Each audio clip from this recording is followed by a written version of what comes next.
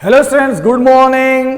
कैसे हो आप लोग? एकदम मस्त हो गए, मुझे पता है, क्योंकि आप लोग बहुत अच्छे बच्चे हो। अच्छे बच्चे हमेशा अच्छे रहते हैं। तो आज मैं कुछ क्वेश्चंस लेकर आया हूं लॉज ऑफ मोशन के चैप्टर 5 के सिलेक्टेड क्वेश्चंस। चैप्टर 5 के क्वेश्चंस करा रहा हूं मैं। लॉज ऑफ मोशन के बहुत अच्छे अच्छे क्वेश्चंस कराऊंगा मैं आज। एकदम पेशेंस रखना, बहुत अच्छे अच्छे क्वेश्चंस होने वाले हैं और क्वेश्चन जो होंगे वो आपके सामने है। मैं सारे क्वेश्चंस का पीडीएफ भी डाल दूंगा। जो वीडियो बनाऊंगा ना, तो जितने क्वेश्चंस कराऊंगा डिस्क्रिप्शन में लिंक में मैं डाल दूंगा। आप डिस्क्रिप्शन में जाकर सारे क्वेश्चंस को देख सकते हो, डोंट वरी। तो सबसे पहला जो क्वेश्चन है उसका सॉल्यूशन देने जा रहा हूं बेटा। सबसे पहले क्या है, give the magnitude and direction of the net force acting on a drop of rain falling down with a constant speed. मतलब यह है पहले सवाल में कि अगर कोई भी रेन ड्रॉप है जो कांस्टेंट स्पीड से नीचे आ रही है, यहां देखो क्या लिखा है, कांस्टेंट स्पीड। कांस्टेंट स्पीड का मतलब एक्सेलरेशन क्या हो गया, जीरो, और एक्सेलरेशन जीरो तो फोर्स भी क्या हो जाएगा, जीरो, यानी force will become zero. Second है a cork of mass 10 gram floating on water. अब आप एक बात बताओ, जब कोई भी चीज वाटर पे फ्लोट कब करती है, कोई भी चीज कब तैरती है, जब उसके वेट को कोई चीज बैलेंस कर ले तभी वो पानी के ऊपर तैरती है, वरना वेट लेके नीचे डूब जाएगी। तो इसको बैलेंस करती है एक फोर्स, आपने 10th में भी पढ़ा होगा, buoyant force, buoyancy, buoyant force. तो इसका मतलब एक फोर्स ऊपर एक फोर्स नीचे, और ये दोनों बराबर होंगे, बराबर होंगे, बराबर, तभी तो वो पानी के सरफेस पे तैर रही है। तो जब दोनों फोर्स इक्वल हो और अपोजिट हो तो यहां पर भी नेट फोर्स क्या हो जाएगा, जीरो। क्यों जीरो हो जाएगा कि forces equal and opposite, net करेगा कट के जीरो। तो सेकंड केस में भी नेट फोर्स हो गया इस फ्लोटिंग मास का जीरो।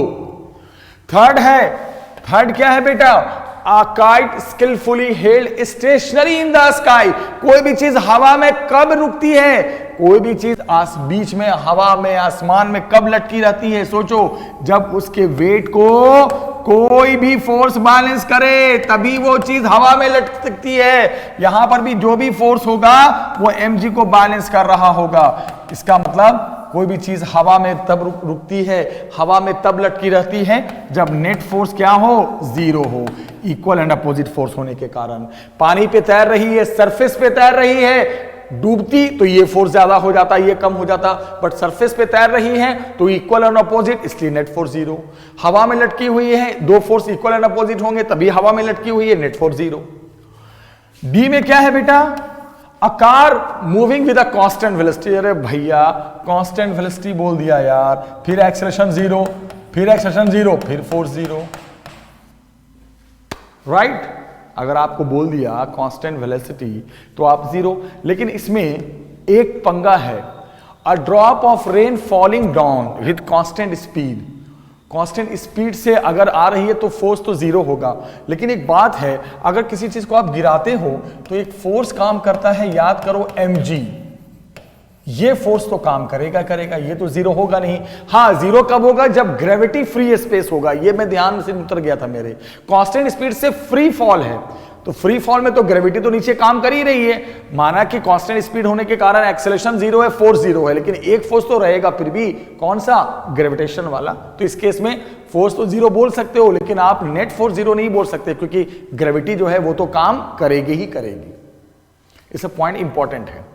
और ई में क्या है, हाँ, नेट फोर्स जीरो कब होता, फर्स्ट केस में जब ग्रेविटी फ्री स्पेस होता तब तो जीरो हो जाता, वरना इस केस में कांस्टेंट स्पीड होने के कारण एक्सेलरेशन नहीं होगा, नो डाउट वो हो, लेकिन ग्रेविटी तो आप ले सकते हो। लेकिन इसमें एक पंगा ये है कि अगर ग्रेविटी होगी तो फिर स्पीड कांस्टेंट नहीं होगा, ये भी एक पंगा है। तो मेरे कहने का मतलब है कि जब कांस्टेंट स्पीड है तो इसका मतलब इसका रोल नहीं है। अगर कांस्टेंट स्पीड है तो इसका रोल नहीं है, नहीं होने के कारण नेट फोर्स आप जीरो बोल सकते हो। अगर ग्रेविटी फ्री स्पेस होगा तब, अगर ग्रेविटी होती तो स्पीड कांस्टेंट नहीं रहता, क्योंकि वो तो स्पीड को बढ़ाता। तो कांस्टेंट स्पीड का मतलब ये हुआ कि ग्रेविटी नहीं माना जाएगा, इस कारण फोर्स जीरो ही माना जाएगा। और अगर स्पीड कांस्टेंट, इसका मतलब कोई फोर्स नहीं है, ग्रेविटी भी यहां पर नहीं है, गिरने दो, बट ग्रेविटी फ्री स्पेस है, और ग्रेविटी फ्री स्पेस नहीं होता तब तो ये फोर्स लगता। सब कॉन्सेप्ट ध्यान रखना है। ई में क्या है?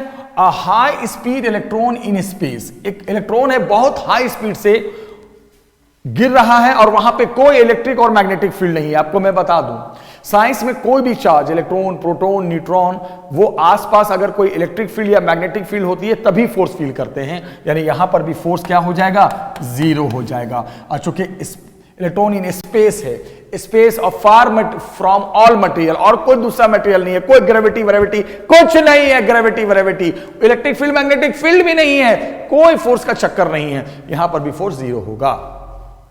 तो पांचों सवाल में फोर्स अपने अपने रीजन के कारण नेट फोर्स जीरो हो गया। बहुत अच्छा क्वेश्चन था बेटा, ध्यान से देखिएगा। अब हम आते हैं नेक्स्ट क्वेश्चन में, ठीक है? एक मिनट, क्या हो रहा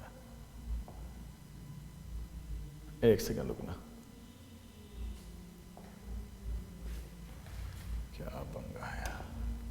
ठीक है बेटा, अब इस सवाल को करते हैं फिनिश। Okay, done.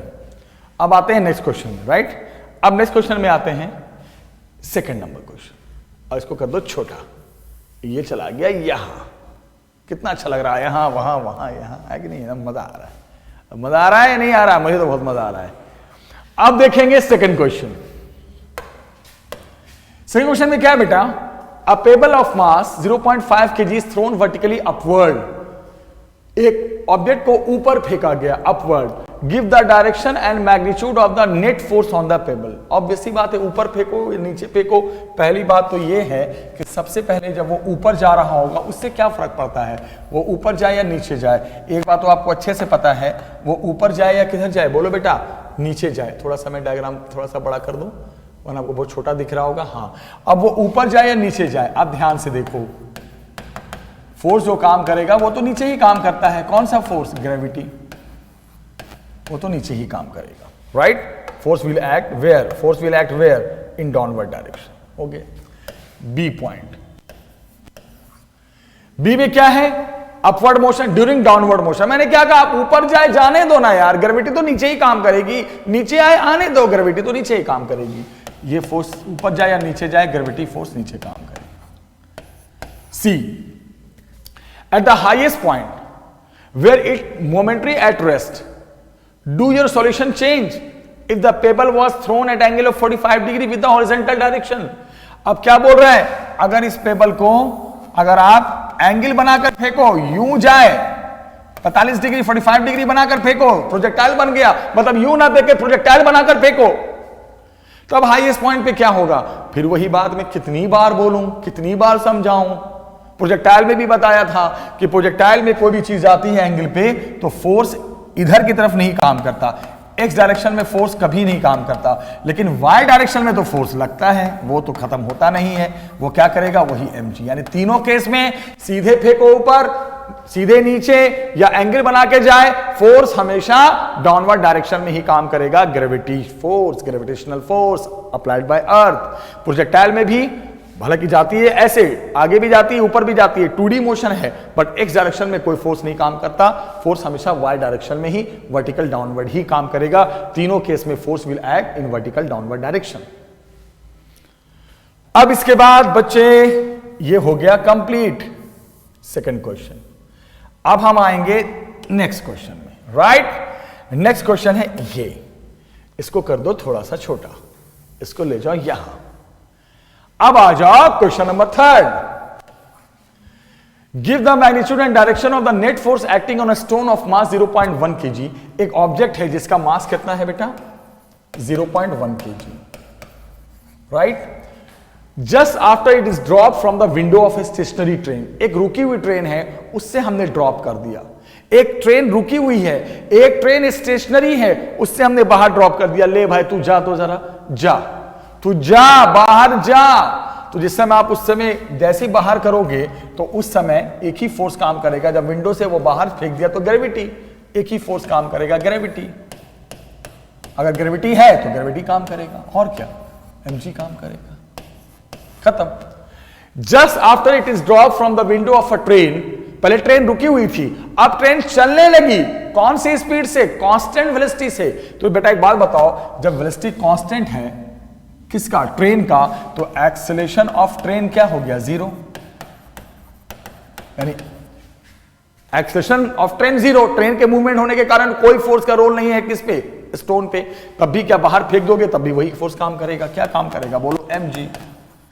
क्योंकि दोनों केस में पहली बार में ट्रेन रुकी हुई थी तब फेंका, दूसरी बार में ट्रेन चल रही है तब फेंका, पर चलने से क्या फायदा? उसका तो एक्सेलेरेशन जीरो है, कांस्टेंट वेलोसिटी से है, तो वही फोर्स रहेगा, सिर्फ mg ही का इफेक्ट रहेगा और ट्रेन के एक्सेलेरेशन के कारण कोई एक्स्ट्रा फोर्स उस बॉडी पे काम नहीं करेगा। सी में क्या है? ध्यान से देखना, just after it is drop from the window of a train accelerating. अब ट्रेन के पास एक्सेलेरेशन आ गया। यस, अब जो विंडो से निकला ना वो जो ट्रेन से निकला, ट्रेन के विंडो से वो बॉडी बाहर आया, वो ट्रेन के पास एक्सेलेरेशन था। तो इस एक्सेलेरेशन के कारण जैसे वो बाहर आएगा पत्थर, कुछ समय के लिए इनर्शिया के कारण एक फोर्स काम करेगा कुछ समय के लिए, मास इनटू एक्सेलेरेशन। ये एक्सेलेरेशन किसका होगा? ये किसका एक्सेलेरेशन है? जो ट्रेन का था। आप देखते नहीं, जब हम चलती हुई बस से उतरते हैं तो कुछ देर दौड़ते हैं ना। क्यों दौड़ते हैं? इनर्शिया के कारण दौड़ते हैं। तो जब ये पत्थर चलते हुए ट्रेन से बाहर आएगा, रनिंग ट्रेन से, एक्सेलरेटेड ट्रेन से, तो उस स्टोन के पास स्टार्टिंग फेज में एक फोर्स काम करेगा थोड़े से समय के लिए, उसके बाद ये फोर्स खत्म हो जाएगा, फिर तो वही अपना पुराना फोर्स ग्रेविटी काम करना शुरू कर देगा। ये एक मोमेंट के लिए काम करेगा, एक पल के लिए काम करेगा बस।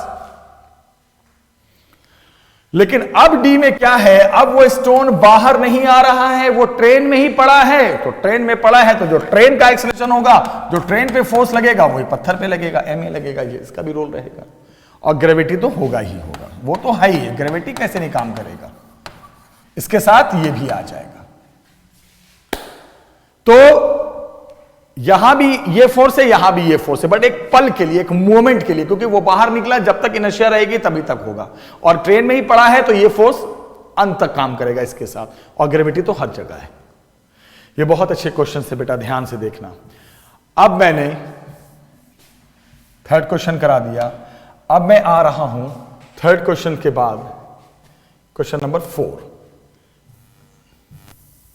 बहुत अच्छे क्वेश्चन करा रहा हूं बेटा, ध्यान से देखिएगा। क्वेश्चन नंबर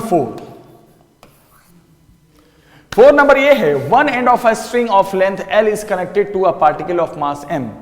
एक स्ट्रिंग है।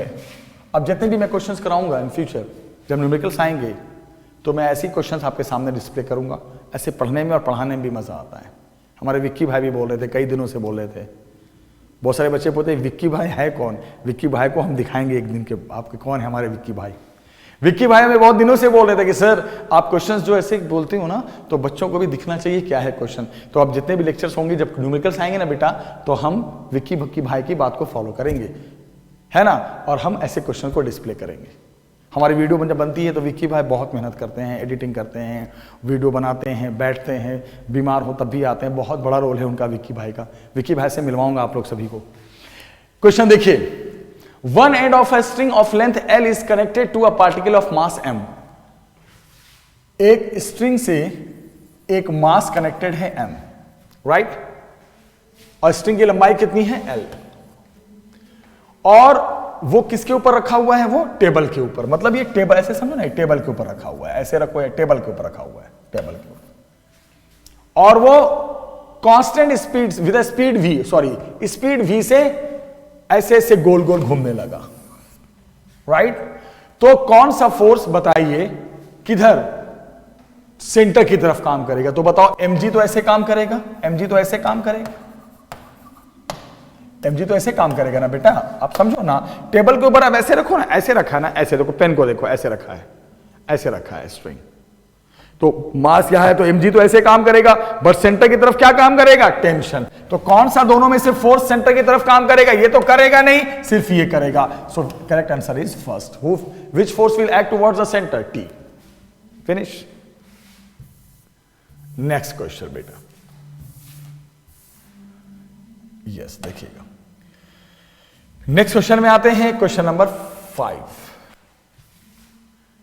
एक मिनट, यहां आ जाते हैं, इसको थोड़ा बड़ा कर देते हैं, बस। अब देखिएगा, अब क्वेश्चन नंबर 5 में क्या है, a constant retarding force of 50 Newton.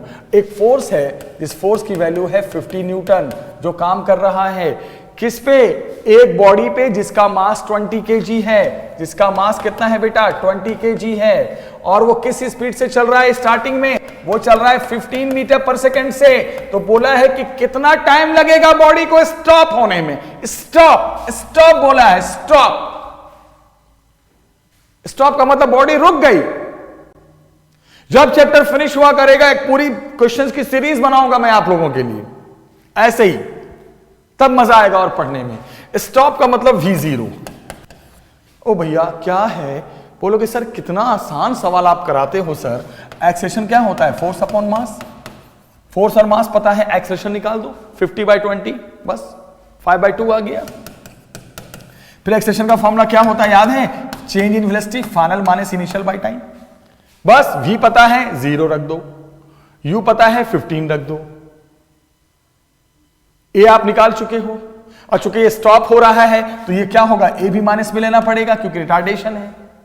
बस ए ले लो आप, स्टॉप है ना तो ए तो माइनस लेना पड़ेगा, रिटार्डेशन है, रख दो V0, U पता, टाइम आ गया, फिनिश। अब देखो बेटा, अब आते हैं नेक्स्ट क्वेश्चन में। क्वेश्चन नंबर 5 कंप्लीट हो गया, अब क्वेश्चन नंबर 6 में आते हैं। 6 में क्या है, बड़ा आसान आसान सवाल है यार। क्वेश्चन क्या है, a constant force acting on a body of mass 3 kg। Body का मास कितना दे रखा है 3 kg। Changes its speed from 2 metre per second to 3.5 metre per second. उसकी स्पीड स्टार्टिंग में कितनी थी बेटा 2 मीटर पर सेकेंड, फिर कुछ देर के बाद कितनी होगी बेटा 3 मीटर पर सेकेंड। बस फोर्स बताना है। अरे यार कितने टाइम में हुई है देखो तो, हाँ टाइम भी तो दिया हुआ है, ये मास है, ये फाइनल वेलोसिटी है, इनिशियल वेलोसिटी, टाइम दे रखा है कितना सेकंड बेटा बताओ 25 सेकंड। तो बताया है कि एक्सेलेरेशन बताइए, v minus u by T, पहले तो आप करो, v पता u पता, a निकाल दो, बस फिर फोर्स निकाल दो। फोर्स इज इक्वल टू क्या, मास इनटू एक्सेलेरेशन। अरे भैया u पता, v पता, t पता, पहले a आ जाएगा, a के बाद force is equal to mass into acceleration. Value रखना आपका काम है। नेक्स्ट क्वेश्चन, क्वेश्चन आ गया, क्वेश्चन नंबर 7। थैंक यू, ठीक है। क्वेश्चन नंबर 7, चलो क्वेश्चन नंबर 7 में क्या है, अ body of mass 5 kg is acted upon bye 2 perpendicular forces. एक बॉडी पे 2 फोर्स लग रहे हैं। पहले बॉडी का मास कितना है बेटा 5 kg, पहला फोर्स कितना लग रहा है 8 न्यूटन का, दूसरा फोर्स कितना लग रहा है 6 न्यूटन का। और क्या कहा है उसने, दोनों फोर्स एक दूसरे के परपेंडिकुलर हैं। आप समझो, तो जब दो फोर्स आपस में परपेंडिकुलर हो जाते हैं, साइंस में कोई भी दो वेक्टर आपस में परपेंडिकुलर हो जाते हैं, तो हम नेट कैसे निकालते हैं बेटा, आपको याद होगा अंडर रूट पहले का स्क्वायर प्लस दूसरे का स्क्वायर। साइंस में कोई भी दो चीज, दो वेक्टर, दो डायरेक्शन वाली चीज जब एक दूसरे के परपेंडिकुलर हो जाती है तो नेट निकलता है अंडर रूट करके, स्क्वायर करके। एक तरफ हो तो प्लस करके, अपोजिट हो तो माइनस करके, परपेंडिकुलर हो तो ऐसे करके। 8 स्क्वायर 64, 6 स्क्वायर 36 आ गया 10 न्यूटन। पूछा क्या है, एक्सेलरेशन, फोर्स अपॉन मास। फोर्स की वैल्यू कितनी आ गई 10, मास कितना है 5 है ना, मास 5। Answer is what 2 metre per second square. Acceleration निकालना था, फोर्स परपेंडिकुलर है, निकाल दिया, नेट फोर्स आ गया। एक्सेलरेशन क्या हो जाएगा, नेट फोर्स जो भी है, जब एक से ज्यादा तो net force, force A is equal to force upon mass. अब मैं आता हूं नेक्स्ट क्वेश्चन में। अब इसके बाद क्वेश्चन नंबर 8। जो देखिएगा क्वेश्चन नंबर 8 क्या है, ध्यान से देखना। क्वेश्चन नंबर 8 में क्या है, the driver of a 3 wheeler moving at a speed of 36 kilometre per hour. एक ड्राइवर है अपने कार को, अपनी गाड़ी को 36 किलोमीटर पर आवर से लेके जा रहा है। 36 किलोमीटर पर आवर है बेटा, इसको मीटर पर सेकंड में बदलो, तुरंत बदलो, तुरंत, इमीडिएट। 10 मीटर पर सेकेंड, ये आ गया u for what, initial velocity. This is your initial velocity obviously. उसके बाद वो अचानक गाड़ी चलते चलते 4 सेकंड के बाद रेस्ट में आ गई। रेस्ट में कोई चीज आ जाए, मैंने कितनी बार कहा, कोई चीज रेस्ट में आ जाए तो फाइनल वेलोसिटी 0, और कभी बोले बॉडी स्टार्टिंग फ्रॉम रेस्ट तो u 0, तो ये रेस्ट में आ गई बाद में तो v 0। कितने टाइम के बाद आई है? 4 सेकंड के बाद आई है। उसमें मास कितना है? एक तो गाड़ी का मास 400 kg है और उसमें जो पैसेंजर या ड्राइवर जो भी बैठा है, पैसेंजर और 3 व्हीलर सब मिलाकर 400 किलो है। मास ऑफ 3 व्हीलर 400 kg है, पैसेंजर नहीं है, सॉरी, खाली गाड़ी चला रहा है बेचारा, और ड्राइवर का मास 65 kg है। तो टोटल पे फोर्स लगेगा ना 465 kg। अरे भैया, ड्राइवर ब्रेक लगाएगा तो ड्राइवर गाड़ी में बैठ के लगाएगा, कोई रजनीकांत थोड़ी है जो बाहर हवा में उड़ जाएगा और यूं ब्रेक लगा देगा बाहर फिंगर से। कोई साउथ की मूवी में तो हो सकता है, ये साउथ की मूवी वाला सवाल नहीं है, ध्यान रखना। साउथ की मूवी में तो बाहर उड़ के ऐसे ब्रेक लगा देगा वो, लेकिन यहां पे ड्राइवर बैठ के ही लगाएगा। तो 3 व्हीलर का मास और प्लस ड्राइवर का मास। आपसे पूछा क्या है? फोर्स पूछा है। क्या पूछा है? फोर्स। क्या फोर्स काम करेगा जो गाड़ी को रोक देगा? तो सबसे पहले acceleration, v minus u by T. v पता, u पता, टाइम पता, a निकाल दो, उसके बाद फोर्स निकाल दोगे। वैल्यू रखना आपका काम है। Force is equal to mass into acceleration. v minus u by t, a आ गया। फिर force is equal to mass into जो भी आएगा कर देंगे, फिनिश। अब देखें बेटा नेक्स्ट क्वेश्चन, क्वेश्चन नंबर 9। ये भी एक अच्छा क्वेश्चन है, अच्छे से देखना। एक रॉकेट है जिसका मास है, रॉकेट का मास तो बहुत ज्यादा होता है, आपको पता ही है। रॉकेट का मास क्या दे रखा है बेटा? 20,000 kg।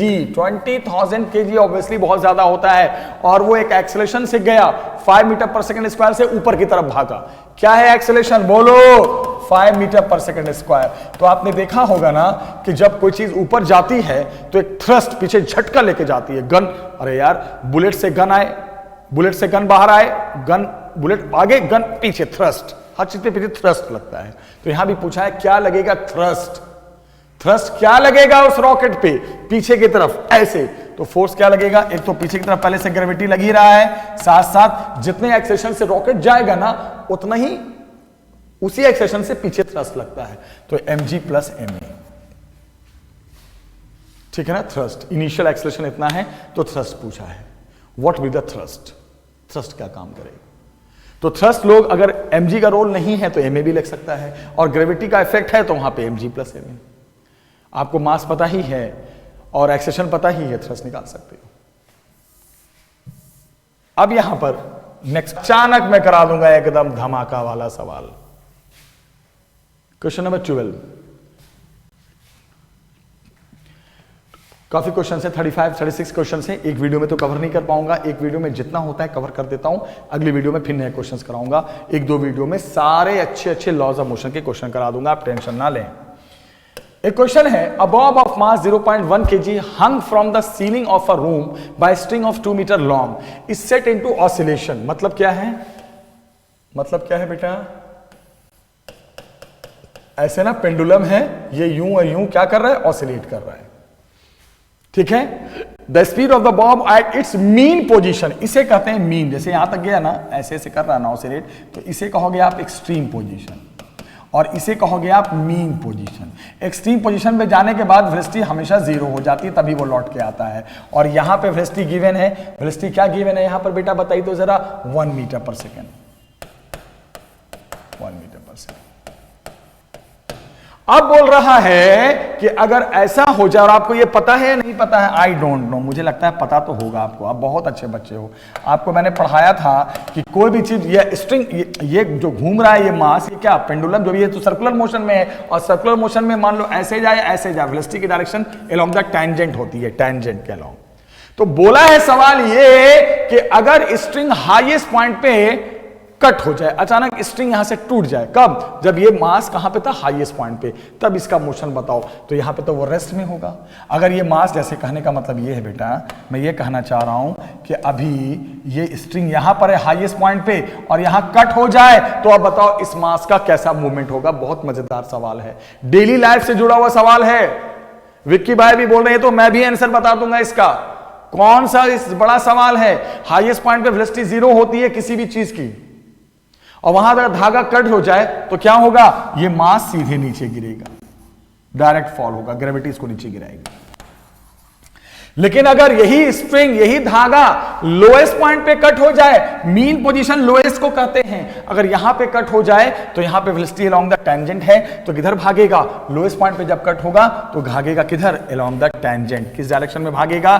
टेंजेंशियल डायरेक्शन में। याद रखना, यही सवाल था कि अगर वो स्ट्रिंग एक्सट्रीम पॉइंट पे कट हो जाए तो बॉडी मास सीधे नीचे गिर जाएगी, और मीन पॉइंट पे कट हो जाए तो यूं भागेगी। किधर? ऐसे, ऐसे भागेगी, ऐसे भागकर बाद में फिर प्रोजेक्टाइल मोशन बना देगी, ऐसे जाएगी फिर यूं गिर जाएगी। मतलब बाद में कैसे पाथ में आ जाएगी? Parabolic path. याद रखना, यही क्वेश्चन था, ये कॉन्सेप्चुअल सवाल था। ये सब बेटा कॉन्सेप्चुअल सवाल से। देखा, मैंने कहा ना छोटे छोटे सवाल, अचानक धमाका आता है, धमाका बीच में आएगा कभी। अब इसके बाद देखो, मैंने कहा ना धमाका आएगा, आ गया धमाका, नाम लिया नहीं कि आ गया। देखिएगा क्वेश्चन नंबर 11। क्वेश्चन नंबर 11 ये बेटा, अ ट्रक स्टार्ट फ्रॉम रेस्ट। एक ट्रक है जो स्टार्ट फ्रॉम रेस्ट, यानी u इज इक्वल टू 0, और उसके बाद उसके पास एक्सीलरेशन आ गया। कितने मीटर पर सेकेंड स्क्वायर का आ गया बेटा? आ गया 2 मीटर पर सेकेंड स्क्वायर का। क्या आ गया? एक्सीलरेशन आ गया। At t equal to 10 second, गाड़ी चल रही है, ट्रक पहले रेस्ट में था, उसके बाद उसके पास क्या आ गया? एक्सीलरेशन आ गया। कितना एक्सीलरेशन आ गया बेटा बताइए? 2 मीटर पर सेकेंड स्क्वायर का एक्सीलरेशन आ गया। उसके बाद जब गाड़ी चलने लगी, चल रही है, 10 सेकंड के बाद, आफ्टर 10 सेकंड, एक बंदे ने एक स्टोन को विंडो से, ट्रक से ऐसे करके बाहर गिरा दिया। हाँ, ऐसे करके बाहर फॉल करा दिया। राइट? ट्रक से ऐसे करने उसने गिरा दिया, ट्रक से यूं गिरा दिया। उस समय ट्रक की हाइट कितनी थी? जहां से विंडो से जहां गिराया है उसकी हाइट 6 मीटर थी। तो आपको बताना है what are the velocity and acceleration of the stone at the end of 11 second. तो 11 सेकंड के बाद, अच्छा एयर रेजिस्टेंस नहीं, 11 सेकंड के बाद वेलोसिटी बताइए और एक्सेलरेशन बताइए किसका? स्टोन का। After what? 11 सेकंड, गिराने के बाद। तो 11 का मतलब क्या हुआ? गिराया 10 सेकंड में और पूछ रहा है 11 सेकंड में, यानी गिराने के ठीक 1 सेकंड के बाद। ऐसे बोलो ना। तो एक बात बताओ, जब आप अभी किधर जा रहा है, सोचो जरा ध्यान से सुनो। मान लो ये गाड़ी है, एक बनाते हैं कार, ट्रक, सॉरी, ट्रक यूं जा रही है अपने एक्सेलरेशन से। तो जब आप इसको बाहर गिराओगे, चलते हुए चीज से बाहर गिराओगे, तो मैंने क्या कहा? वो स्टोन पहले ऐसे जाएगा, ऐसे जाएगा ना स्टोन, बिल्कुल ऐसे जाएगा। क्यों जाएगा ऐसे? इनर्शिया के कारण। और उसके बाद फिर वो अपना पैराबोलिक पाथ में आ जाएगा, ऐसे आ जाएगा। इतना दूर ऐसे क्यों गया? इतना दूर क्यों गया? इनर्शिया के कारण गया। इतना दूर आगे क्यों गया? इनर्शिया के कारण गया, ड्यू टू इनर्शिया। उसके बाद वो प्रोजेक्टाइल बन के नीचे आ जाएगा। तो एक तो मैं बात बता दूं, पहले एक्सेलरेशन क्लियर कर दूं। एक्सेलरेशन सिर्फ वाई डायरेक्शन में काम करेगा, मतलब ऐसे काम करेगा, ऐसे काम नहीं करता। क्योंकि कोई भी चीज जब बाहर चली जाती है, अर्थ के कंट्रोल में आती है, पैराबोलिक पाथ में आ जाए या सीधे नीचे गिर जाए, जो भी है वो अर्थ का रोल है। वाई डायरेक्शन में, एक्स डायरेक्शन में कोई एक्सेलरेशन नहीं, सब वाई में होगा, अर्थ के इफेक्ट में है। हमारे इफेक्ट से निकल चुका है। जब तक ट्रक में था तब तक उसके पास एक्सेलरेशन था, बाहर निकला कुछ देर तक रहेगा, फिर तो वो ग्रेविटी के कंट्रोल में चला जाएगा। वाई डायरेक्शन में ही सिर्फ होगा एक्सेलरेशन, अब वो होगा ओनली जी, ग्रेविटी। इसे 9.8 मानो या 10 मानो, आपकी मर्जी। लोग 10 मीटर पर सेकंड स्क्वायर भी लेते हैं, नहीं तो एग्जैक्ट वैल्यू 9.8 भी बोलते हैं। तो सबसे पहले मैंने एक्सेलरेशन बता दिया, 10 सेकंड के बाद 11 पे, कब जब भी किसी भी टाइम पूछा जाए वही होगा। अब मैं पूछ रहा हूं वेलोसिटी भी बताओ। क्या बताओ बेटा? वेलोसिटी बताओ। ऑब्वियसली वेलोसिटी भी तो पूछूंगा, भैया वेलोसिटी भी तो बताइए। क्यों नहीं बताइएगा वेलोसिटी? आप में इतनी हिम्मत, आप वेलोसिटी बताएंगे, क्यों नहीं बताएंगे? तो वेलोसिटी कैसे बताएं? सोचने वाली बात है। अब सबसे पहले क्या करोगे? सोचो, आप ध्यान से सोचो। सबसे पहले बेटा एक कॉन्सेप्ट ये है कि जब वो बाहर निकला, ऐसे हमने ड्रॉप किया, ऐसे हमने बाहर छोड़ दिया कि जा तू जा भाई। उसके बाद जब वो बाद में यहां पे 10 सेकंड पे छोड़ा और 11 सेकंड के बाद पूछा है, यानी 10 से 11 का मतलब 1 सेकंड के अंदर पूछा है। तो सबसे पहले जब वो बाहर जाएगा तो पहले तो यूं जाएगा, फिर प्रोजेक्टाइल बन जाएगा। और प्रोजेक्टाइल बनने के बाद हर चीज के 2 कंपोनेंट होते हैं। तो मान लो फाइनल वेलोसिटी निकालेंगे तो उसके दोनों पार्ट होंगे, एक्स पार्ट भी होगा और वाई पार्ट भी होगा। एक्स पार्ट भी होगा और क्या होगा? वाई पार्ट भी होगा, दोनों पार्ट होंगे। तो जब वो निकला तो पहले ये देखेंगे कि इस डायरेक्शन में जो निकला था वो किस वेलोसिटी से निकला था, पहले यहां पे पता करते हैं। राइट? तो अब देखना, सबसे पहले ध्यान से सुनना, आप ये पता करो कि स्पीड ट्रक की क्या थी। Truck speed after 10 second, 10 second के बाद ट्रक की स्पीड क्या थी, पहले ये पता करते हैं, बहुत इंपॉर्टेंट चीज है, ये पता करते हैं। क्या फॉर्मूला होता है वी निकालने का, u प्लस 80, u कितना है 0, a कितना है ट्रक का 2, टाइम कितने सेकंड के बाद 10, 20 मीटर पर सेकंड हो गया। ये तो ट्रक की स्पीड थी भाई, ट्रक की स्पीड थी। और आपको पता है जब आप चलती हुई बस से उतरते हो तो आप उसी स्पीड लेकर उतरते हो। तो 10 सेकंड के बाद ट्रक की स्पीड थी 20 metre per second, 20 metre per second. तो जब ये स्टोन या बॉडी जब बाहर आएगा तो ये भी उसी स्पीड से बाहर आएगा। याद रखिएगा, इसकी भी स्पीड उस समय कितनी हो जाएगी बेटा, इसकी भी स्पीड उस समय कितनी हो जाएगी। इसको हटा देते हैं, जगह नहीं है, इसको मैं बाद में बना दूंगा, पता चली गया आपको, है ना। इसकी भी स्पीड कितनी होगी उस समय, बताओ जल्दी। जब वो बाहर आएगा तो वो होगा कितना, 20 मीटर पर सेकंड। किस डायरेक्शन में होगा, एक्स में होगा। तो ये स्टोन जब बाहर आया किससे, ट्रक से।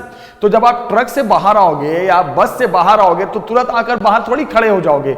आप देखते हैं ना, चलती बस से उतरते हैं तो हम दौड़ते हैं, क्यों, इनर्शिया के कारण। तो जब ये ट्रक से स्टोन बाहर आएगा तो कैसे आएगा, एक स्पीड लेकर आएगा। वो स्पीड क्या होगी, वो वही होगी जो ट्रक की थी। कितने सेकंड के बाद, 10 सेकंड के बाद, 10 सेकंड के बाद। तो ये हो गई स्टोन की स्पीड, ट्रक की जो स्पीड थी वही स्पीड लेकर बाहर आ गया।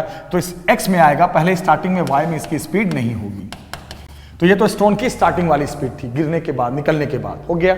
अब हमें निकालनी है क्या, फाइनल स्पीड। कितने, फाइनल स्पीड कब निकालनी है बताओ, बिटवीन 10 to 11 सेकंड, 10 से 11 सेकंड के बाद, यानी कितने सेकंड का, ऐसे बोलना, निकलने के गिराया स्टोन को 10 सेकंड पे और पूछा है 11 सेकंड पे, तो गिराने के 1 ही सेकंड के बाद पूछा है ना, आफ्टर 1 सेकंड। अब तो यहां से देखेंगे, निकलने के बाद देखेंगे ना। इसका मोशन 10 सेकंड के बाद शुरू हुआ है स्टोन का, उससे पहले ट्रक के अंदर था बेचारा ये। इसका अपना मूवमेंट कब शुरू हुआ है, 10 सेकंड पे, और पूछा है 11 सेकंड पे, यानी 10 to 11 सेकंड के बीच पूछा है। इसका मतलब आफ्टर 1 सेकंड, निकलने के बाद, स्टोन के निकलने के 1 सेकंड के बाद। स्टार्ट करो, चलो। वी निकालने का फॉर्मूला क्या होता है, u प्लस 80। अब चूंकि ये बाहर निकलने के बाद ये प्रोजेक्टाइल बन जाएगा तो इसके दोनों पार्ट होंगे। हाँ, प्रोजेक्टाइल जब बन जाता है तो दोनों पार्ट होते हैं, हर चीज के 2 पार्ट होते हैं, एक्स के भी, एक्सेलरेशन के भी, और सब चीज के 2 पार्ट। और प्रोजेक्टाइल बनने के बाद आपको पता ही है कि एक्सेलरेशन एक्स डायरेक्शन में होती नहीं है, जो भी होती है वाई डायरेक्शन में, और वो होती है जी, ग्रेविटी के बराबर, है ना। प्रोजेक्टाइल बन गया ना, तभी तो मैंने कहा था पहले कि एक्सेलरेशन जो होगा वो ग्रेविटी होगा, और वो भी वाई डायरेक्शन में, एक्स डायरेक्शन में कोई एक्सेलरेशन नहीं होता, क्योंकि ग्रेविटी का रोल होता है। चलो अब बताओ क्या हो गया, u इन x, स्टार्टिंग x डायरेक्शन में है तो 20 प्लस 0 है तो 0 है, 20 मीटर पर सेकंड आ गया। फिर निकालो वेलोसिटी y डायरेक्शन में, कितने सेकंड के बाद, 1 सेकंड के बाद। बोलोगे सर 11 सेकंड में पूछा, 1 क्यों ले रहे हो, आप समझ नहीं रहे हो। 10 सेकंड के बाद इसका अपना मूवमेंट शुरू हुआ, और 11 सेकंड पे पूछा है तो इसके अपने मूवमेंट पे तो 1 ही सेकंड हुआ ना। चलो कितना हो गया बेटा, फिर u plus 80, again u plus 80। अब u का y कितना है, स्टार्टिंग y में तो था नहीं, क्योंकि ट्रक ऐसे जा रही थी, तो इनर्शिया के कारण वही स्पीड लेकर, जो ट्रक की स्पीड थी आफ्टर 10 सेकंड, वही स्पीड लेकर ये निकला, x में ही निकला, y में तो निकला नहीं। तो u का y 0 और a का y कितना, g यानी कितना, और टाइम कितना 1, टाइम तो 1 ही सेकंड है ना, g लोगे 10 तो आ गया 10 मीटर पर सेकंड। इसका मतलब ये हो गया कि 8 गिरने के ठीक 1 सेकंड के बाद, गिराया 10 सेकंड पे और 11 सेकंड पे पूछा है, एक्स डायरेक्शन में वेलोसिटी ये हो गई और वाई डायरेक्शन में वेलोसिटी ये हो गई। और आपको पता ही तो है अच्छे से, जब आपको दोनों 2D मोशन में दोनों डायरेक्शन में जब वेलोसिटी पता आ जाए तो नेट वेलोसिटी कैसे निकालते हैं, अंडर रूट करके दोनों वेलोसिटी के कंपोनेंट का स्क्वायर।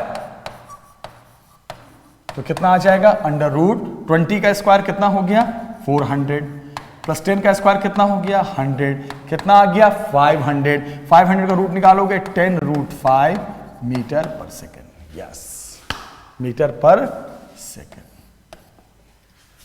तो मैं क्या बोलना चाह रहा था, आप शायद समझे या नहीं समझे, ये बहुत ही अच्छा सवाल था। एक ट्रक पहले रेस्ट में था u0, एक्सेलेरेशन 2 से चल रहा था।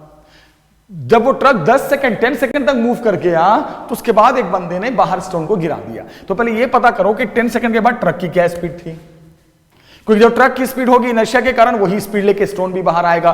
ट्रक एक्स डायरेक्शन में तो वही स्पीड स्टार्टिंग में इसकी एक्स में होगी, स्टोन जब बाहर आएगा तो इसकी स्टार्टिंग स्पीड एक्स में होगी, वाई में कोई स्पीड नहीं होगी, हो गया। और जब वो बाहर आएगा तो उसके बाद प्रोजेक्टाइल बना देगा पैराबोलिक पाथ में, और बाहर आ गया ग्रेविटी के कंट्रोल में, एक्सेलरेशन एक्स में होगा, वाई एक्स में नहीं होगा, not horizontal direction, no force, no acceleration, जो भी होगा वाई डायरेक्शन में ग्रेविटी, वाई डायरेक्शन में एक्सेलरेशन, हो गया। फिर गिराया है 10 सेकंड पे, अब पूछा है 11 सेकंड पे, नहीं 10 to 11 आफ्टर जस्ट फॉल होने के जस्ट 1 सेकंड के बाद, तो स्टोन का अपना मूवमेंट तो 1 ही सेकंड का रहा, तो स्टोन का अपना मूवमेंट देखेंगे after 1 second. Velocity of stone x direction में अलग, वाई में अलग। ऐसा क्यों? ऐसा इसलिए कि वो प्रोजेक्टाइल है 2D मोशन में आ चुका है, और दोनों पार्ट जब पता चल जाता है फिजिक्स में 2D मोशन में, तो अंडर रूट करके दोनों का square. This is acceleration concept, no X direction acceleration, only in Y direction acceleration gravity, and this is the net velocity after 11 second, it means after 1 second after the fall, गिराने के 1 second के बाद। धमाका था ये, तो दिवाली से भी बड़ा धमाका था, धमाके पे धमाके हो रहे हैं भाई। कितने अच्छे अच्छे क्वेश्चंस हैं, आप देखो, आप रियलाइज करो, ये सब बहुत अच्छे अच्छे क्वेश्चंस हो रहे हैं सर। ठीक है, 1 मिनट जरा देख लूं, ये क्वेश्चन तो हो गया, इधर के क्वेश्चन तो मैंने करा दिया आपको, ये सब क्वेश्चंस हो गए हैं, ये क्वेश्चंस हो गए हैं, क्वेश्चंस हो गए हैं। क्वेश्चन देख रहे हो, पूरा भरमार है भाई, क्वेश्चन ही क्वेश्चन होंगे इस बार लॉज ऑफ मोशन में, एकदम मजेदार सवाल होने वाले हैं। ये हो गया, और 11 नंबर करा दिया, ये भी हो गया, सीलिंग वाला भी हो गया है ना। 12 नंबर मैंने शायद पहले ही करा दिया, राइट, 12 नंबर मैंने पहले करा दिया, करा दिया आपका 6 हो गया, 7 हो गया, 8 हो गया, 9 हो गया, ये तो मैंने शायद करा दिया ना अभी, कि एक्सट्रीम पोजीशन पे कट होगा तो क्या होगा, ये हो चुका है, ये हो चुका है, ठीक है, ये हो चुका है बेटा, ये करा दिया मैंने। अभी ये है 13 नंबर, मैंने 12 नंबर पहले करा दिया था। कुछ सवाल छोड़ेंगे, 30 नंबर क्वेश्चन में आ रहे हैं। आपको याद है कि हमने आपको लिफ्ट का एक कॉन्सेप्ट पढ़ाया था कि जब आप लिफ्ट में होते हो और लिफ्ट अगर मान लो आप लिफ्ट के अंदर हो, ये आप मास है, राइट, ये आपका क्या है, मास है, और हम हैं, आप है, कुछ भी है, लिफ्ट के अंदर हो, और आपको याद होगा कि अगर लिफ्ट के अंदर होते हो और लिफ्ट अगर नीचे जाए या ऊपर जाए और वो कांस्टेंट वेलोसिटी से जाए, मतलब उसकी वेलोसिटी कांस्टेंट हो, तो कांस्टेंट वेलोसिटी का मतलब एक्सेलरेशन क्या हो गया, 0। तो आपको पता है इस केस में हमने पढ़ाया था, आपको अच्छे से पढ़ाया था, जब लिफ्ट के अंदर हो और लिफ्ट ऊपर नीचे कांस्टेंट वेलोसिटी से आए तो आपका वेट वही होगा, आप वही वेट फील करोगे जो आपका वेट होता है, रियल वेट। उसके अंदर कोई भी मशीन हो, कोई भी वेइंग मशीन हो, कोई भी वेइंग मशीन के ऊपर खड़े रहोगे तो आपका जो रियल वेट होगा वही फील करोगे, mg। मास कितना है, 70, जी लेना है 10 ले लो, नहीं तो 9.8 ले लो, मर्जी है आपकी, न्यूटन, खत्म। अब क्या बोल रहा है बेटा, सेकंड केस में बोल रहा है कि वो लिफ्ट अब नीचे आने लगी और एक्सेलरेशन से आने लगी। अब वो लिफ्ट मैंने पढ़ाया था, आप भूल गए होंगे लॉज ऑफ मोशन में, अगर एक्सेलरेशन आ जाए तो आपने पढ़ाया था, अगर हम एक ऐसे सिस्टम में हो जिसके पास एक्सेलरेशन आ जाए तो उस एक्सेलरेशन का इफेक्ट हम पे आता है स्यूडो फोर्स के रूप में। तो उस केस में क्या होगा, इस एक्सेलरेशन के कारण इस डब्बे में जो बंद है उसके अंदर वाले मास पे इसके अपोजिट डायरेक्शन में एक फोर्स काम करेगा, स्यूडो फोर्स m इंटू ए, और वेट तो आपका नीचे लग रहा था, रियल वेट। अब स्यूडो फोर्स वेट के अपोजिट डायरेक्शन में आया, तो अब जो आपका वेट होगा वो क्या हो जाएगा, रियल वेट में से इतना कम हो जाएगा, mg minus ma। mg minus ma का मतलब a तो आपको पता ही है, कितना है a, 5 metre per second square. मास कितना रखोगे, 70, जी कितना रखोगे, 10 रखो या 9.8, जो भी मर्जी रख दो, माइनस 70, और ए कितना है, 5, बस जो भी आएगा इतना न्यूटन में से कम हो गया है। कम क्यों होगा, मैंने पढ़ाया था स्यूडो फोर्स, याद करो, हम किसी डब्बे में बंद हो और डब्बे के पास एक्सेलरेशन हो तो उसके एक्सेलरेशन का इफेक्ट हम पे, जो अंदर बैठा हुआ बंदा है उस पे आएगा, नीचे है तो ऊपर डायरेक्शन में, यानी वेट के अपोजिट हमारा वेट पहले से कम हो जाएगा। स्यूडो ने हमारे वेट को कम कर दिया, ऐसा फील होगा। थर्ड केस में क्या है, अब देखो थर्ड केस में क्या बोल रहा है बेटा, थर्ड केस में बोल रहा है अब ये लिफ्ट ऊपर जाने लगी, अब ये लिफ्ट ऊपर जाने लगी, ऊपर जाने लगी, तो अब क्या हो गया? कुछ नहीं भैया। अरे क्या हो गया, क्यों परेशान हो? रियल वेट तो नीचे लग ही रहा था। अब आप एक्सेलरेशन का इफेक्ट आप पे आएगा स्यूडो फोर्स के फॉर्म में। किधर? ये ऊपर है एक्सेलरेशन, तो इसके कारण इस पे लगेगा स्यूडो फोर्स, इसके अपोजिट यानी नीचे ही लगेगा। इसका मतलब वेट के सपोर्ट में लगेगा। तो अब जो आपका वेट होगा वो क्या हो जाएगा? mg plus ma। ये माइनस के बजाय बीच में प्लस आ जाएगा, वेट आपका बढ़ के फील होगा ऑब्वियसली। डी पार्ट में क्या बोल रहा है? देखो जरा, डी पार्ट में बोल रहा है अगर फ्री फॉल हो जाए, आपको मैंने पढ़ाया था। अब क्या हो गया? अब देखना, ये लेक्चर में हो चुका है, पहले मैं रिवाइज करा रहा हूं। अगर लिफ्ट अब फ्री फॉल हो जाए, फ्री फॉल का मतलब A बराबर G। अभी भी नीचे एक्सेलरेशन है, अभी भी है, बट ये ग्रेविटी के साथ गिर रही है। फ्री फॉल, उस केस में आपको पढ़ाया था ना मैंने। अब क्या होगा? सेम यही कॉन्सेप्ट है, सेम, बस A के बराबर G हो जाएगा। जहां A है वहां G, तो ये कट जाएगा, आपका वेट 0 हो जाएगा। You will become weightless, you will become weightless. यहां भी एक्सेलरेशन नीचे था, यहां भी एक्सेलरेशन नीचे है, बट ये कंट्रोल था, हमारे कंट्रोल में। ये फ्री फॉल है, तो यहां भी स्यूडो फोर्स लगेगा, ma जैसे था वही लगेगा, बट A के जगह पे G ले लोगे, क्योंकि A यहां G है। mg कट के 0 यहां हो जाओगे वेटलेस। पहले केस में no acceleration, real weight feel करोगे। सेकंड केस में वेट तुम्हारा कम हो जाएगा, फील करोगे। इसमें वेट ज्यादा लगेगा, इसमें वेटलेस हो जाओगे। सब स्यूडो फोर्स के कारण, ये मैं पढ़ा चुका हूं, due to the pseudo force. ये सब क्वेश्चंस मुझे याद है, मैंने करवा रखे थे। उसके बाद बेटा 14 क्वेश्चन देखो, काफी अच्छा सवाल है ये भी, आप इसको देखना। 14 न्यू क्वेश्चन, काफी अच्छा सवाल है। एक बात बताओ, जब आप ग्राफ पढ़ रहे थे तो ग्राफ में आपको याद है या नहीं याद है? I don't know. ग्राफ में हमने पढ़ाया था कि अगर आपके पास कोई भी ग्राफ है, थोड़ा ज्यादा मोटा हो गया, ये टाइम है और ये पोजीशन है। यानी अगर आपके पास फिजिक्स में पोजीशन टाइम ग्राफ हो, position and time graph, position और टाइम के बीच ग्राफ हो, तो एक बात मैं बता दूं कि उस ग्राफ का जो स्लोप होता है, स्लोप, वो हमेशा हमें वेलोसिटी देता है। स्लोप क्या देता है? वेलोसिटी। यस।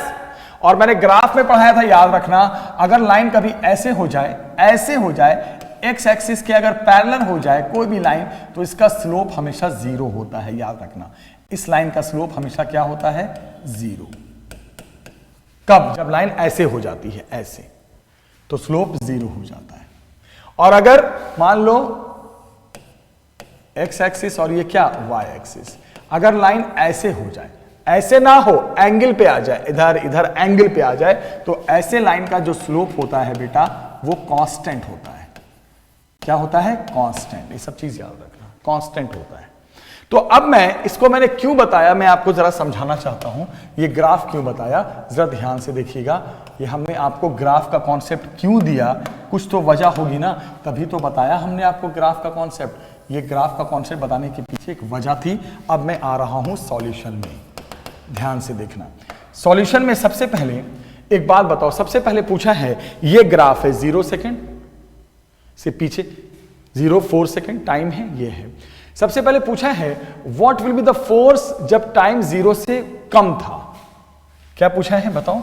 जब टाइम 0 से कम था, ध्यान से देखो, जब टाइम 0 से कम था, when the time was less than 0, तब फोर्स क्या लगेगा भैया? जब टाइम 0 से कम है, मतलब इधर इस साइड तो ग्राफ ही नहीं है, अरे इस साइड तो कोई पोजीशन ही नहीं है, इस साइड तो यार कोई ग्राफ नहीं दिख रहा है sir. No movement, no position, no force, nothing, 0। अब बोला है जब 0 से, जब t मोर देन 4 सेकेंड। अब क्या बोला? ये कब था बेटा? जब टाइम लेस देन 0 था। अब क्या बोल रहा है? जब टाइम 4 सेकेंड से ज्यादा, उस समय की बात बताइए। तो जब टाइम 4 सेकेंड से ज्यादा, तो ये लाइन ऐसे हो गई, ऐसे हो गई, और ऐसे लाइन का स्लोप क्या होता है? 0 होता है। यानी इस लाइन का स्लोप 0 हो गया, और ग्राफ पोजीशन टाइम का जो स्लोप होता है वो क्या देता है? वेलोसिटी। यानी इसका स्लोप 0, ऑब्वियसली पढ़ाया मैंने, ऐसे लाइन का स्लोप 0 होता है, और पोजीशन टाइम का ग्राफ स्लोप देता क्या है? वेलोसिटी। इसका मतलब स्लोप 0 और पोजीशन टाइम का स्लोप होता है v, यानी v0 v0 का मतलब एक्सेलरेशन 0, मतलब फोर्स भी 0। यहां भी फोर्स 0 हो गया, यहां तो फोर्स था ही नहीं, यहां तो मूवमेंट था ही नहीं, और यहां था, यहां भी नहीं था, क्योंकि यहां भी वेलोसिटी 0 है। ठीक है, अब बताओ उसके बाद कब बोला है बेटा? जब टाइम 0 और 4 सेकंड के बीच में है।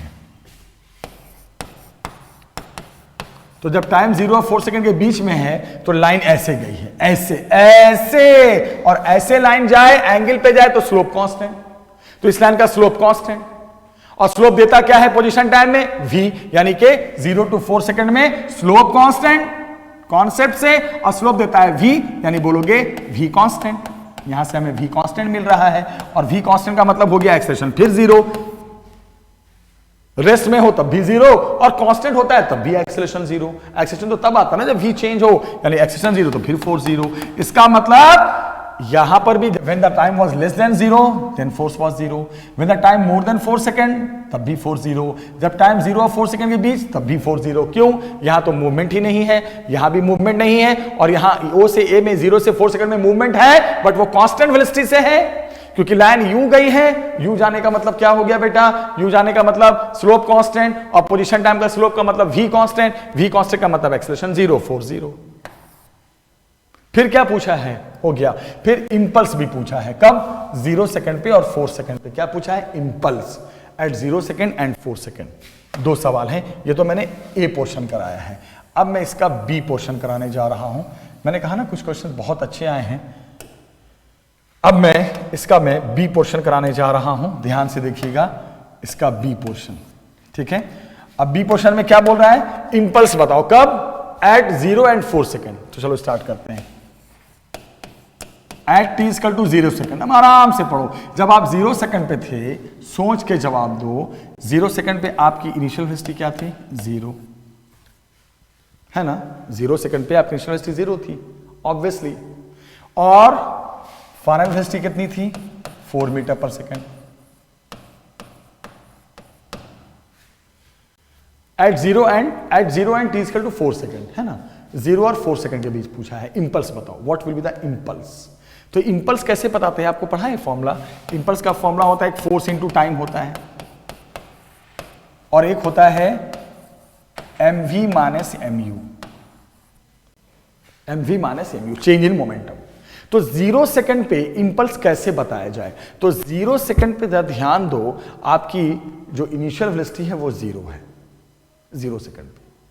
ठीक है, अब एक काम करो, इसको आप ऐसे नहीं बताना, इसमें थोड़ा सा कंफ्यूजन हो जाएगा। आप इसको समझो दूसरे तरीके से, देखना ध्यान से। आप इसको ऐसे समझो बेटा कि आपको इंपल्स बताना है एक 0 सेकंड पे और एक 4 सेकंड पे। तो मैं ट्रिक बताता हूं। सबसे पहले आप 0 और 4 के बीच बताओ, 0 और 4 के बीच। आप ऐसे नहीं, इसको एक बहुत अच्छे ट्रिक से बताऊंगा, बहुत कम लोग आपको बताएंगे ऐसे। सुनो, आप निकालो इंपल्स। सबसे पहले इंपल्स एक टाइम पे नहीं निकलता, इंपल्स एक इंटरवल में निकलता है। ट्रिक सुनो, एक इंटरवल में निकलता है इंपल्स, तभी तो यू और वी पता चलेगा। इंपल्स कभी एक टाइम पे थोड़ी निकालता है। ये बोला है at t equal to 0 and t equal to 4। तो काम करो, सबसे पहले आप इंपल्स निकालो between t equal to 0 to 4 second, 0 to 4 second के बीच, राइट? तो आप बताओ इनिशियल वेलोसिटी, अच्छा होता क्या है बेटा? सोच के जवाब दो। 0 से 4 सेकंड के बीच, है ना? स्लोप क्या देता है पोजीशन टाइम का? वेलोसिटी। आप देख लो ना, स्लोप क्या देता है? वेलोसिटी। अब भी निकाला जाए, स्लोप कैसे निकलता है पहले ये बता दो। स्लोप ग्राफ का कैसे निकलता है? 2 तरीका है, या तो आप कोऑर्डिनेट लिख दो। यहां का कोऑर्डिनेट क्या बनेगा? 0,0। यहां का कोऑर्डिनेट क्या बन जाएगा? देखो, एक्स एक्सिस ये वाला कितना 4, ये वाला कितना 3। स्लोप क्या बन जाएगा? देखो जरा, अगर मैं बोलूं स्लोप बताओ, किसका स्लोप बताओ? OA लाइन का। तो कैसे स्लोप निकालने का फॉर्मूला होता है? भूल गए? याद करो, y2 minus y1 difference of y coordinate upon difference of क्या? x coordinate. काफी अच्छा सवाल है। क्या हो गया? OA का slope difference of y coordinate 3 minus 0 upon difference of x coordinate 4 minus 0। कितना आ गया 3/4, ये आ गया स्लोप, और स्लोप ही आपका क्या हो जाता है वेलोसिटी। पोजीशन टाइम में स्लोप की जो भी जानकारी मिले वो v की जानकारी मिल गई, तो v कितना आ गया 3/4 मीटर पर सेकंड हो गया। अब इंपल्स में आ जाओ, इंपल्स 0 to 4 सेकंड के बीच, तो mv माइनस mu, ये वाला फॉर्मूला इस्तेमाल करो, सबसे अच्छा ये वाला फॉर्मूला, राइट। तो अब बताओ क्या करेंगे बेटा, जल्दी से बताओ, फास्ट बताओ, टाइम नहीं है। इंपल्स का फॉर्मूला क्या हो गया, mv, m कितना है, मास 4 kg, और v कितना निकला, 0 पे तो 0 था, वहीं पे निकला ना इसके बीच का v, कितना है v, जल्दी बताना, 3/4 माइनस mu, u तो 0 है, 0, क्या इंपल्स आ गया जरा बताना, 3, और इंपल्स की यूनिट होती है न्यूटन सेकंड, 3 न्यूटन सेकंड। ये इंपल्स आया 0 to 4 सेकंड के बीच में, इंपल्स 0 to 4 सेकंड के बीच में, दैट इज द इंपल्स। लेकिन अगर एट t इक्वल टू 0 हो, एट t इक्वल टू 0 और फिर एट t इक्वल टू 4, ये तो इंटरवल में निकला, लेकिन अगर एक टाइम पे पूछे तो ट्रिक बताता हूं मैं, सुनिएगा, ट्रिक बहुत अच्छा है। अगर आपसे पूछा जाए at t equal to 0 second, तो ये वैल्यू वही रहेगी बट वो माइनस में हो जाएगी, क्योंकि जब शुरुआत होती है ना 0 टाइम पे इंपल्स नेगेटिव होता है। और अगर पूछे at t equal to 4 second, तो इंपल्स की वैल्यू वही रहेगी, बस वो प्लस में हो जाएगी। तो क्या करो, कभी एक टाइम पे इंपल्स नहीं निकाल सकते, पहले उसके इंटरवल में निकाल देना, जो मैंने तरीका सिखाया।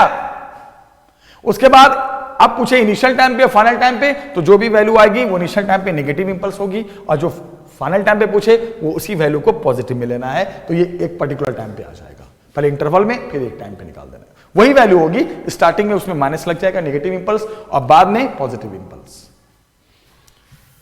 ये सब बहुत अच्छे क्वेश्चन है बेटा, 14 सवाल मैंने करा दिए आज, धड़ाधड़ करा दिए, है ना। इसमें धमाका भी आया, इसमें धमाका भी आया, एक से एक सवाल भी आए। बोलोगे सर ये क्या धमाका कर रहे हो आप। क्वेश्चन नंबर 15 ये जो है आपको पुराने वीडियो में मिल जाएगा, ये मैंने करा रखा है पुराने वीडियो में, आपको मैं बता दूं, आप लास्ट लेक्चर देखोगे तो इसमें ये वाला क्वेश्चन था, क्वेश्चन नंबर 15। आपको मैं बता दूं क्वेश्चन नंबर 15 क्या था, आप याद आ जाएगा, थोड़ा ध्यान से देखो, आपकी मेमोरी बहुत अच्छी है, मुझे पता चला है, लोगों ने बताया है कि सर कुछ बच्चों की मेमोरी बहुत अच्छी है। 2 मासेस हैं m1 और m2, राइट, m1 और क्या m2, दोनों मास की वैल्यू पता है, और उसमें से एंड पे ए हॉरिजॉन्टल फोर्स अप्लाई किया गया ए पे, राइट बेटा। एक मास m1 है और एक मास m2 है, ये मास m1 है और ये मास m2 है, और ये मास का नाम a रख दो, ये मास का नाम b रख दो, और उसने कहा है इस मास पे एक फोर्स भी लगाया गया है 600 न्यूटन का, बस। तो दोनों में टेंशन क्या होगा, दोनों में एक्सेलरेशन क्या होगा, शायद ये मैं पढ़ा चुका हूं, आपको बता चुका हूं, ठीक है ना। अप्लाई गया ए पे, क्या पूछा है, horizontal force applied to A and B along the what is the tension resting in each case. सबसे पहले क्या बोला इसने, बताओ सवाल। 2 मासेस हैं बेटा, 2 मासेस हैं, कौन कौन से 2 मासेस हैं, ए और बी, राइट, एक 10 kg और एक 20 kg। उसके बाद उसने क्या कहा कि उसने ए पे पहले फोर्स लगाया, ए पे, इस पे लगाया, तो बताओ क्या क्या बताना जल्दी से। दोनों इस स्ट्रिंग में टेंशन क्या होगा, और टेंशन ही पूछा है, स्ट्रिंग में टेंशन, और कुछ नहीं पूछा है। तो सबसे पहले मैंने क्या बताया था आपको, आप भूले तो नहीं हो, सबसे पहले हम फोर्स का डायग्राम बनाते हैं। इस पे क्या फोर्स काम करेगा, एक तो m1g, ऊपर से क्या काम करेगा, नॉर्मल, स्ट्रिंग से जुड़ा है, इधर क्या काम करेगा, टेंशन, बस। इस पे क्या फोर्स काम करेगा, m2g, इस पे क्या फोर्स काम करेगा, नॉर्मल। सरफेस स्मूथ है, सरफेस स्मूथ है, there is no concept of friction, surface is smooth, कोई फ्रिक्शन नहीं। फोर्स इधर लग रहा है तो इधर ही जाएगा, वो राइट साइड ही जाएगा, एक्सेलरेशन हो गया। उसके बाद हम क्या लिखते हैं फिर, जब बॉडी मूव कर तो ही काम होता है, अगर नहीं चल रही होती है तो फोर्स बैलेंस हो जाते हैं, चलती है तो नेट फोर्स लिखाता है। सबसे पहले बताओ m1 के लिए, m1 राइट जा रहा है ना, तो क्या हो जाएगा, F राइट जा रहा है ना, तो ये वाला प्लस में, ये वाला फोर्स माइनस में। नेट फोर्स क्या होता है, जिधर जा रहा है उधर का प्लस, जिधर अपोजिट है वो माइनस। m1 को देख रहे हैं हम, सिर्फ हम किसको देख रहे हैं अभी, m1 को। क्या हो जाएगा, F minus T, net force वही होगा जो लेकर जा रहा है, और नेट फोर्स बराबर मैंने क्या कहा था न्यूटन के हिसाब से, मास into acceleration. Equation number 1। Value रखना चाहो वैल्यू रख दो, वैल्यू रख दो, टेंशन क्या, वैल्यू रखो ना, वैल्यू रखो ना। फोर्स की वैल्यू कितनी, 600 माइनस टी, m1 की वैल्यू कितनी है, मास कितना है, 10a। This is equation number 1, हो गया। अब किसका डायग्राम बना दो, m2 का। m2 में क्या हो जाएगा, m2 में देखो, m2 में क्या फोर्स लग रहा था, M2 में एक फोर्स mg ऊपर नॉर्मल, और स्ट्रिंग यहां भी तो है, तो इसका भी तो टेंशन लगेगा। अरे भैया ये भी स्ट्रिंग से जुड़ा और ये भी तो स्ट्रिंग से जुड़ा है, तो इस पे टेंशन इधर लगेगा, इस पे टेंशन इधर लगेगा। टेंशन हमेशा अवे फ्रॉम दी बॉडी होती है। तो अब बताओ इस पे क्या फोर्स काम करेगा जो इसको लेके जाएगा? राइट साइड जा रहा है तो सिर्फ टी लेके जा रहा है, इसमें सिर्फ टी ही तो है, टी ही लेकर जा रहा है ना। मैंने पढ़ाया था, पहले भी पढ़ा चुका हूं, टी लेकर जा रहा है, रोकने वाला है नहीं कोई, तो इसका क्वेश्चन बनेगा टी इज इक्वल टू क्या? Mass into acceleration. खत्म। मास कितना है M2 का? सोचो जरा, 20 kg, तो T इक्वल टू कितना आ गया बेटा? 20A। बस दो इक्वेशन बन गए। मैं ऐसे सवाल पहले करा चुका हूं। अब T की वैल्यू यहां रख दो 20A, तो क्या हो गया?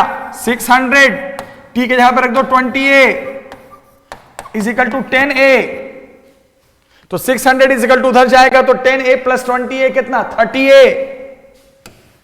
600 is equal to 30A, 0 0 cut गया, ए की वैल्यू आ गई 20 मीटर पर सेकंड स्क्वायर, यानी एक्सेलरेशन भी आ गया।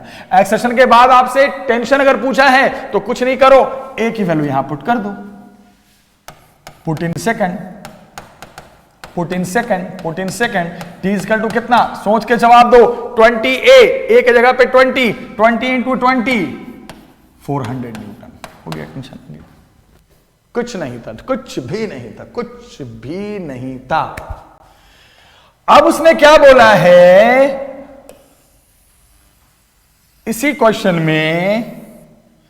अब आपने ये जो फोर्स लगाया बेटा, ये पहले ए पे लगा रहे थे ना 600 न्यूटन, अब इसने बोला है इस फोर्स को अब आप बी पे लगा दो। मतलब ये मान लो, अब आप ये मान लो, ये मान लो, ये मान लो, क्या आपका ए हो गया। ये मान लो, आराम से देखना, आराम से देखना, आराम से। अब आपका ये B हो गया और ये आपका A हो गया। अब आप ये मान लो कि आपने जो फोर्स लगाया वो B मास था, वो A नहीं अब B हो गया, तो वही क्वेश्चन बनेगा, ये B के लिए बन जाएगा। क्या है इसमें? चलो इसके लिए लिखो M2, पहले इसके लिए लिखो T के लिए। इसके लिए अब क्या बन गया? T equal to M1A। इसके लिए क्या बनेगा? F minus T is equal to कितना? Mass into acceleration. बस वही सॉल्व कर देंगे आपस में। थोड़ा सा जो पहले इक्वेशन ए के लिए था वो बी के लिए बन जाएगा, जो बी के लिए था वो ए के लिए बन जाएगा। फिनिश। यही सब क्वेश्चंस थे। ये तो मैं ऐसे सवाल करा चुका हूं आपको, है ना? ये तो मैं आज क्वेश्चन इस समय करा चुका हूं, मुझे याद है। एक लास्ट स्ट्रिंग से जुड़ा मास आज मैं करा देता हूं, उसके बाद अभी 17, 16 जो भी क्वेश्चन हुए हैं वो कराता हूं। उसके बाद अगले वीडियो में मैं भी डिस्कस करूंगा, एक दिन में काफी ज्यादा हो जाएगा, है ना बेटा? लेकिन जितने भी क्वेश्चन करा दिए मैंने, आप देखना ध्यान से। ये तो इसमें आप देखना ध्यान से, दो मासेस हैं। मैंने डायग्राम भी बना दिया ताकि आपको डायग्राम, सोल्यूशन में डायग्राम भी था, मैंने आपको डायग्राम भी दिखा देता हूं मैं, साफ दिख रहा है। लेकिन आपको सोल्यूशन में डायग्राम नहीं मिलेगा, आपको तो खुद से बनाना पड़ेगा, राइट? यहां क्या है? 2 मासेस हैं, 8 kg एंड 12 kg।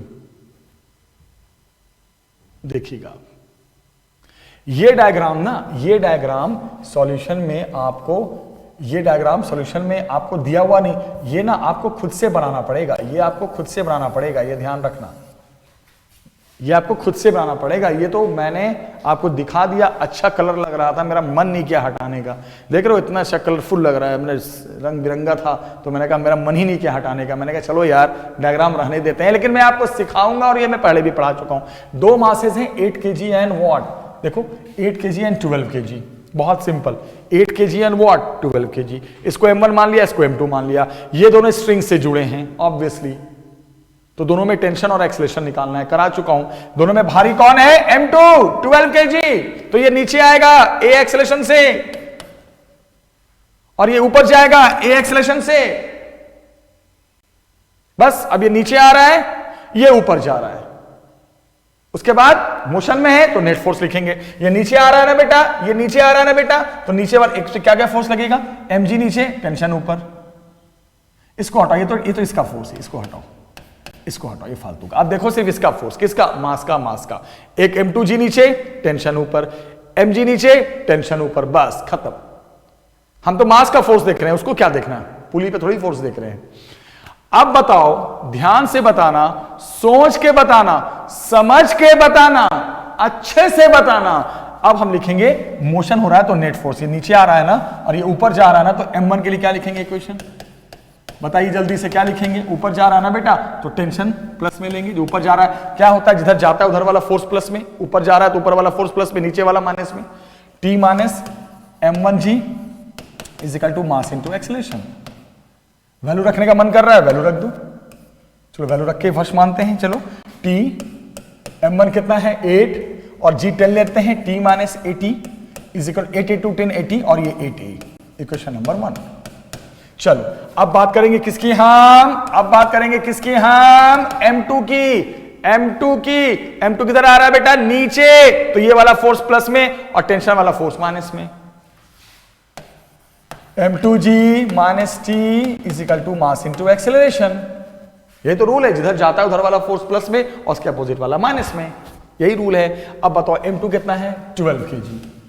m2 कितना है बेटा 12 kg, तो क्या हो जाएगा सोचो, 12 है ना, तो 12 into 10 120 minus T is equal to 12 equation number 2। बस अब दोनों को कर दो सॉल्व करने आता होगा, मैंने कहा था दोनों को ऐड कर दो, ऐड फर्स्ट एंड सेकंड। जैसे ऐड करोगे तो टी और टी कट गया, 180 माइनस 80 120 माइनस 80 40, इधर 12 प्लस 8 20 ए आ गया। ए कितना आ गया बेटा 2 मीटर पर सेकेंड स्क्वायर। ये तो आ गया दोनों का एक्सेलरेशन। Okay, acceleration. ओके, अब निकालना है एक्सेलरेशन। आ गया, एक चीज तो मैंने निकाल दिया, अब निकालूंगा टेंशन इन द स्ट्रिंग। अब निकालूंगा स्ट्रिंग में टेंशन। ये कहां भाग रहा है भाई, रुक जा रुक जा रुक जा, क्यों नाराज हो रहा है यार। अब स्ट्रिंग में टेंशन, तो टेंशन के लिए क्या करेंगे बेटा, ध्यान से देखना। अब टेंशन के लिए क्या करेंगे, अब आप सिंपल सी बात है, अब जब आप इतना निकाल चुके हो तो टेंशन के लिए क्या करोगे, बोलो। टेंशन के लिए काम करोगे, अब इस ए की वैल्यू को उठा के फर्स्ट में या सेकंड में पुट कर दो। चलो T minus 80 is equal to 8 into a आ चुका है 2, तो इधर आ गया T is equal to 96 newton. Tension भी आ गया, खत्म। Tension in the string and acceleration of the mass. लेकिन एक नई चीज बताऊंगा इसमें, भले आपसे पूछा ना हो बट मैं बताऊंगा, आप मुझे रोक नहीं सकते, आप मुझे नहीं रोक सकते अच्छा पढ़ाने से। मैं एक चीज बताने जा रहा हूं, ध्यान से सुनो। अब ऐसे भी पूछता है, हालांकि इसमें नहीं पूछा है, यह भी पूछ सकता है आपसे, बहुत काम की बात है बेटा, कि आप क्या कीजिए, आप ये बताइए फोर्स ऑन पुली। यह भी एक नया सवाल है, आज तक नहीं देखा होगा आपने। पुली पे क्या फोर्स लग रहा है, यह भी पूछ सकता है, ध्यान से सुनना। पुली पे क्या लग रहा है, और जो पुली होता है ना वो मासलेस माना जाता है। हमेशा जो पुली होता है वो मासलेस होता है। तो पुली जब मासलेस है तो पुली का अपना वेट तो होगा नहीं, पुली हमेशा मासलेस होता है, स्ट्रिंग ये सब मासलेस होते हैं। तो पुली पे अगर फोर्स पूछ दे तो कॉन्सेप्ट सीखो, पुली का मास नहीं है तो वेट तो होगा नहीं। लेकिन पुली पे दो टेंशन लग रहे हैं, क्यों, अरे इसका स्ट्रिंग है ना, इधर से भी टेंशन लगेगा इधर से भी लगेगा, मास पे इधर लगेगा इधर लगेगा, वही सेम स्ट्रिंग है ना, तो स्ट्रिंग यहां दोनों तरफ से, इधर से भी पास हो रहा है इधर से भी पास हो रहा है, तो इस पुली पे दोनों तरफ से टेंशन है। तो पुली पे अगर फोर्स पूछा जाए तो कितना हो जाएगा फोर्स, टेंशन का डबल, टी और टी मिलके 2T। टी की वैल्यू कितनी है 96, इसका डबल कर देंगे 192 न्यूटन। बस ये सब पॉइंट याद रखना बेटा। पुली पे भी फोर्स पूछ सकता है और पुली मासलेस होता है, तो इसका मास तो होगा नहीं, वेट तो होगा नहीं, लेकिन दोनों तरफ से टेंशन है, इधर से भी स्ट्रिंग इधर से भी स्ट्रिंग, तो 2T। तो आप याद रखिएगा, आज मैंने लाइन से 16 क्वेश्चंस की बौछार कर दी, एक लाइन से क्वेश्चंस करा दिए। 16 क्वेश्चंस जितने मैंने कराए हैं सबके मैं पीडीएफ बना हुआ है मेरे पास, आपने देखा ही होगा। मैं सबके लिंक, आपके क्वेश्चन देख सकते हो और सॉल्यूशन आपके सामने है। नेक्स्ट जो वीडियो बनाऊंगा मैं 16 के बाद और क्वेश्चंस अच्छे कराकर लॉज ऑफ मोशन की एक पूरी प्रैक्टिस करा दूंगा बेटा। तब तक के लिए थैंक यू, टेक केयर, ध्यान रखें, अच्छे से रहें, खुश रहें, और अच्छी वीडियो लगे तो आगे शेयर भी करें। Thank you very much.